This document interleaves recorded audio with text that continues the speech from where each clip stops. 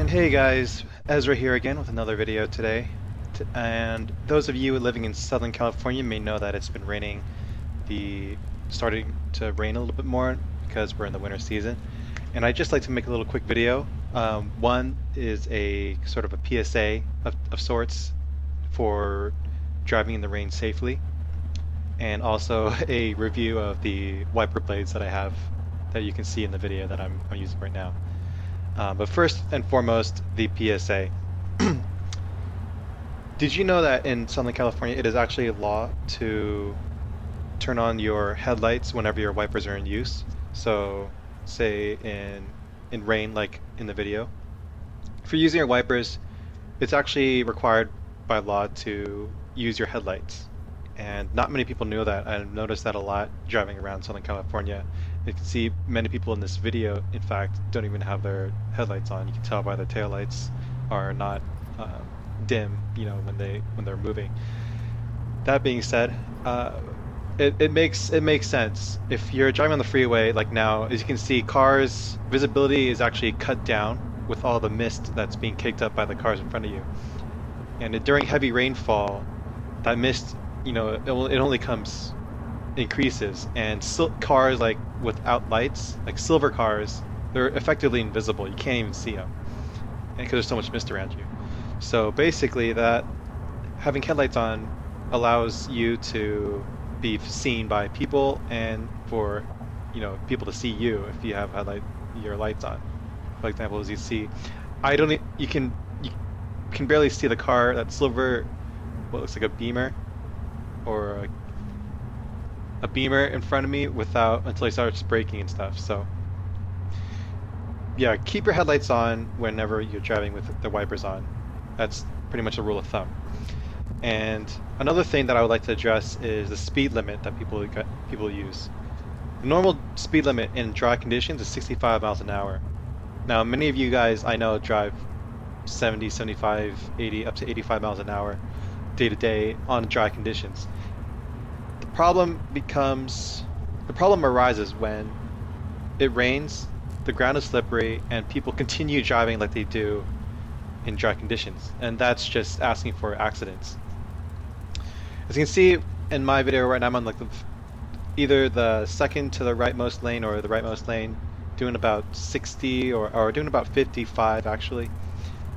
I understand because of my front tires, they're actually low on tread. They're not bald. They're just a hair above the wear indicator on the tires. So they're legally still usable in the rain.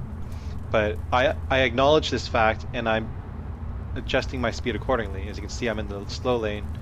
I'm not trying to pass cars, not driving aggressively. And I think it's a point that needs to be reinforced, is that you cannot drive like you do in dry weather. It's just impossible. The braking is significantly reduced, your traction is reduced, and that's how people get in accidents. When I was working in San Diego, I lived in Oceanside, and I was commuting back to LA to stay over at my parents' house for the weekend.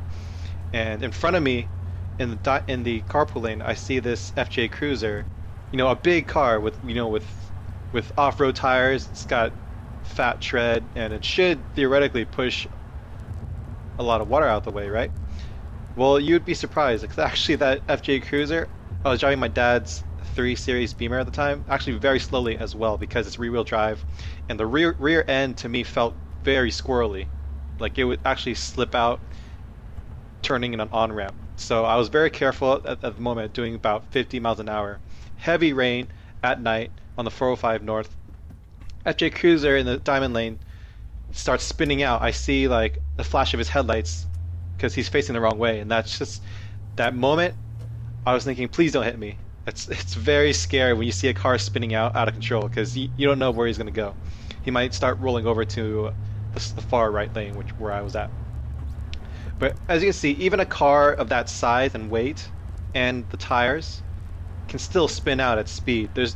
In the rain, there's no guarantee of traction, because you might hit a puddle, and you know how you hit like a puddle of water at speed, it kind of your car kind of gets your steering wheel gets jerked around. That's actually the water being pushed out of the tire, out of the way of the tire.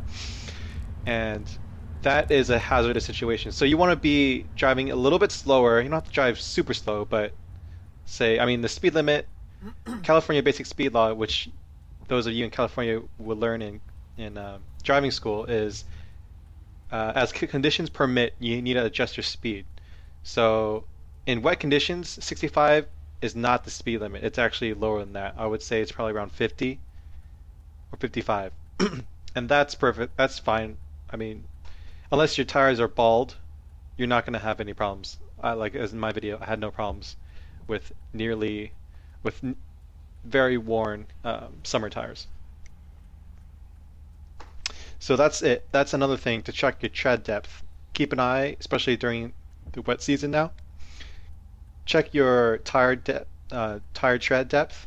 Make sure you have plenty of tread to push that water out as you drive. If you look around, I challenge you guys to look around at different cars. Like if you go to the shopping mall, look at people's tires. There are some that are actually very bald, and it's scary because you know those people are going to cause accidents when they start driving in the rain. And that's why, and that's just why you need to keep on top of your tire maintenance, and your tire levels, and your habits driving in the rain. It's just that much more dangerous, and you can see looking at Google Maps, the traffic, the traffic legend on Google Maps. You'll see a bunch of accidents on the first day of rain because people here do not necessarily understand how to drive in the rain, and I'm making this video to show you. That being said, PSA over. Stepping down off my stool. I have a pair of 2-year-old Piaa wipers on at the moment. As you can see, they actually wipe very well. It's not perfect. There are some streaks as in like streaks that you would see when you're wiping down a clean window with a Windex. It's a streak and then it fades and evaporates immediately. And with the Piaa blades, I've had them for 2 years, which is a very long time, those of you who maintain your car and replace wiper blades. Typically, conventional rubber wiper blades last about 6 months. People recommend to change them either 6 months or as seasons change. And living in Southern California, many of you know that we have hot summers, hot and sunny summers, and for these wipers to stay on for 2 years through 2 hot summers and all the wet seasons in between, it's actually very impressive. They only cost $15 and $20 for a full assembly, and then after that refills cost only $10 to $12. So $10 and $12 will last you 2 years, and the initial investment, which also has a blade in it, is $20. So you're in the end saving money. It only takes about 2 years, a year or two to save for the savings to break even, and the wiper pays for itself. And they're still going strong after 2 years, which is very impressive. I would highly recommend them if you are looking for a wiper blade that you don't have to change often, but the caveat with that is that you do have to make sure you take care of their wipers. That sounds kind of funny because you don't really take care of your wiper blades usually, but with Piaa blades, one, when you install them, you need to wipe down the windshield with the silicone wet napkin that they give you. Wipe that down and then follow the instructions on how to prime, I guess, the blade, the windshield wiper. And then every so often, about once a month, run the wiper blade on a clean windshield for 5 minutes. You might look stupid doing that, but it pays off. It recoats the windshield with a silicone layer and re-enables the windshield to have that beading property. Some things not to do with a Piaa wiper is do not use it to clean a very dirty windshield. You can, for light dust that gathers, just for the car sitting in the garage, that's fine. Use your washer, your windshield washer fluid, and in conjunction with the wipers, that's fine. But if you have like tree bark, like seeds and crap on your windshield, do not use your windshield wipers to clean that off. Go to a gas station and use a squeegee and clean it. Which another thing, which leads me to another point is whenever you're at a gas station, go ahead and clean your windshield. You're there for 10 minutes or so filling up your gas. You might as well clean it. Clean the area where the lift up the windshield wiper and clean the area where the wiper sits. Clean the dirt off. Pretty much the main thing that's going to kill your Piaa wiper blade is dirt and stuff wearing down the rubber. As you can see, I've had mine for 2 years and maintained it following, my methods, and they've been lasting for 2 years. As you can see in the video, they wipe very cleanly. Definitely more than drivable clarity. So that's it for my product review and my PSA. I hope you guys take care out there on the roads as rain is more frequent, and hope you guys have a happy holiday season. Thanks. Bye.